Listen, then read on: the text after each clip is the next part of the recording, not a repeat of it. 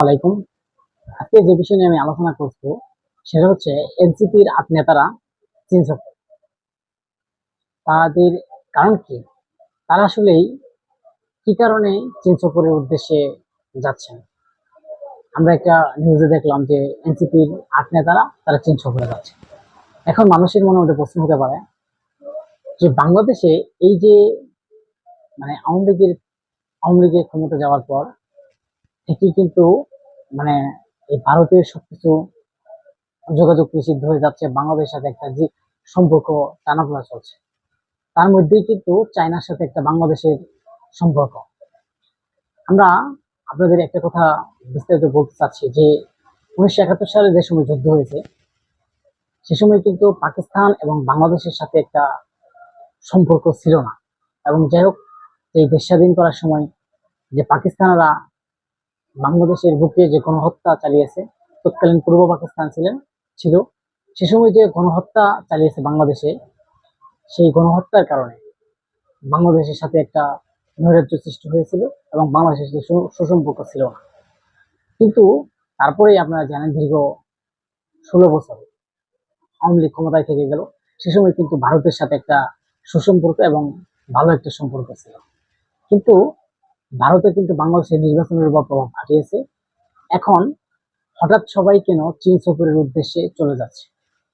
আমরা এই কিছুদিন আগে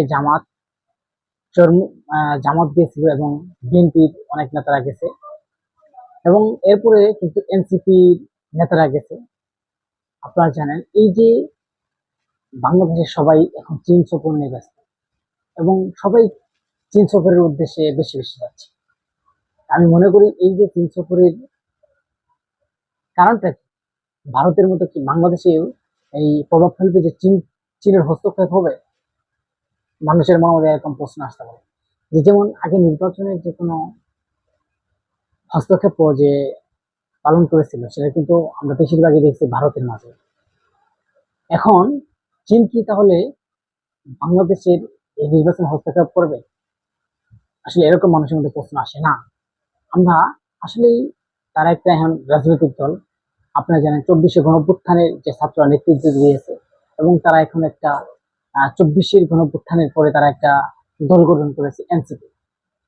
এখনো তারা সেই দলে আগামীতে নির্বাচন করবে। তারা বলেছে যে আগামীতে তারা 300 আসনে প্রার্থী দেবেন এবং নির্বাচন করবেন সারা বাংলাদেশে। এবং তাদের মূল উদ্দেশ্য হচ্ছে যে তারা সুন্দর করে একটা সংসদ এবং বাংলাদেশে দুর্নীতিমুক্ত একটা রাষ্ট্র গঠন করবে।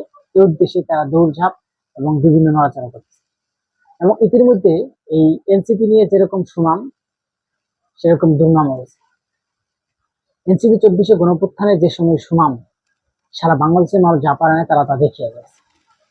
এবং তাদের সমস্যা হচ্ছে সামনে যে তারা একটা নতুন দল, সেই দল থেকে কিন্তু অনেক নেতাকর্মী অলরেডি পদত্যাগ করছে। তার অনেকেই বলছে তারা ব্যর্থ, তারা রাজনীতি বোঝে না, অনেকেই বলছে তাদের আদর্শ ঠিক নাই, এভাবে তারা চলে যাচ্ছে। আবার অনেকেই তাদের মধ্যে দুর্নীতি, চাঁদাবাজ করে বেড়াচ্ছে। এখন প্রশ্ন হচ্ছে এবং তারা আগামীতে কিভাবে নির্বাচন করবে?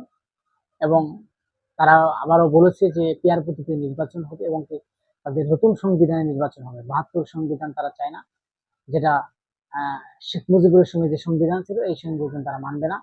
এখন নতুন সংবিধানের মাধ্যমে নির্বাচন তারা চাচ্ছে।